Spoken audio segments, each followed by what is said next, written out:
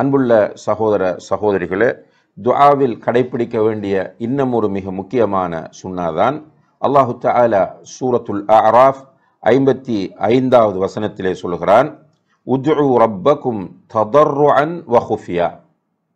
உங்களுடைய ரப்பிடம் நீங்கள் துஆ செய்யுங்கள் பணிவோடும். ததர்ரு என்று சொன்னால் பணிவு, அதே போல உள்ளம் உருகிய நிலை என்று சொல்லலாம். அப்போ நீங்கள் மிக பணிவோடும் உள்ளம் உருகிய நிலையிலும் அல்லாஹ்விடத்திலே நீங்கள் துஆ செய்யுங்கள். வ குஃபியா, அதே போல நீங்கள் ரகசியமாகவும் துஆ செய்யுங்கள் என்று அல்லாஹு தஆலா இந்த வசனத்திலே சொல்லி காட்டுகிறார். உண்மையிலே அன்புள்ள சகோதர சகோதரிகளே, இந்த ரகசியமாக துஆ செய்வது என்பது, ரகசியம் என்றால் சிலர் துஆ செய்யும் போது சத்தமிட்டு கத்தி துஆ செய்வார்கள். அதிலும் குறிப்பாக நாம் உம்ராவுக்கு போகிற போது, ஹஜ்ஜுக்கு போகிற போது இந்த காட்சிகளை அதிகமாக பார்க்கலாம். தவாப் செய்து கொண்டிருக்கும் போது மிக சத்தமாக குரலை உயர்த்தி துஆ கேட்பதை நாம் பார்க்கிறோம். அதே போல தவாப் செய்கிற நேரத்தில் சஃபாவிலே, மர்வாவிலே, அதுபோல மினாவில், ஜமராத்தில் வைத்து, அரஃபாவிலே வைத்தெல்லாம் துஆ கேட்கும்போது மிக சத்தத்தை உயர்த்தி கேட்கிற நிலையை பார்க்கிறோம்.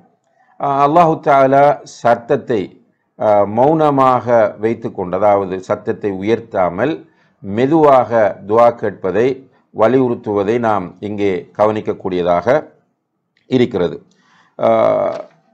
இதை பொறுத்தவரையில் அல்லாஹ்விடத்தில் இறைஞ்சவும் வேண்டும், மன்றாடவும் வேண்டும், கெஞ்சி கேட்கவும் வேண்டும், சத்தத்தை உயர்த்தவும் கூடாது, மெதுவாக கேட்க வேண்டும். அதுதான் நம்முடைய இஹ்லாஸுக்கு மிக நெருக்கமானது என்பதை நாம் புரிந்து கொள்ள வேண்டும். அதனால்தான் ஜக்கரியா அலைஹிஸ்ஸலாம் அவர்கள் கேட்ட துஆவை அல்லாஹு தஆலா சூரத்து மரியம் 3வது வசனத்திலே சொல்லி காட்டுகிறான், இத் நாதா ரப்பஹு நிதாஅன் ஹஃபியா. ஜக்கரியா தன்னுடைய ரப்பிடத்தில் மெதுவாக சத்தத்தை உயர்த்தாமல் துஆ செய்தார் என்று அல்லாஹு தஆலா சொல்லி காட்டுவதை நாம் பார்க்கிறோம்.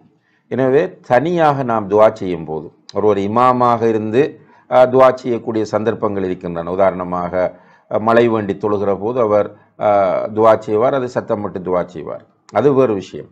ஆனால் ஒவ்வொருவரும் தனித்தனியாக துஆ செய்யும் போது, அது சுஜூதாக இருக்கலாம், அத்தஹியாத்தின் இறுதி பகுதியாக இருக்கலாம், அல்லது தஹஜ்ஜுடைய நேரமாக இருக்கலாம், அல்லது ஹஜ்ஜுடைய சந்தர்ப்பங்களாக இருக்கலாம், பிரயாணத்தில் இருக்கலாம்.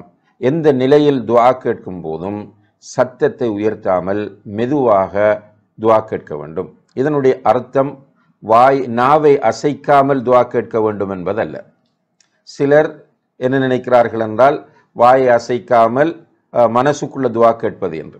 அப்படியும் கிடையாது. கேட்க வேண்டும். கெஞ்சி கேட்கும் போது நாம் நம்முடைய மனதில் தோன்றக்கூடியதை நாவினால் சொல்லித்தான் கேட்க வேண்டும். இதுதான் துஆவினுடைய சரியான முறையாகும். ரசூலுல்லாஹி அலைஹி வஸல்லம் அவர்களுடைய துஆக்களை எல்லாம் நாம் பார்க்கிற போது மௌனமாக, அதாவது மனதால் துஆ கேட்டார்கள் என்று எங்கும் வரவில்லை. மனதால் துஆ கேட்டார்கள் என்று வரவில்லை. அவர்கள் துஆ கேட்கும் போது அல்லாஹும்ம ஹ்தினி, அல்லாஹும்ம ஃபிர்லி, அல்லாஹும்ம அர்ஹம்னி, ரப்பிக்ஃபிர்லி, இப்படி வாயால் தான் ரசூலுல்லாஹி அலைஹி வஸல்லம் அவர்கள் துஆ கேட்டிருக்கிறார்கள். எனவே மனதால் நினைப்பது என்பது துஆவாக அமையாது என்பதை நாம் புரிந்து கொண்டு நாவால் கேட்க வேண்டும். அப்படி நாவால் கேட்கிற போது சத்தத்தை உயர்த்தாமல் மெதுவாக நாம் துஆ கேட்க வேண்டும் என்பதை நாம் புரிந்து கொள்ள வேண்டும்.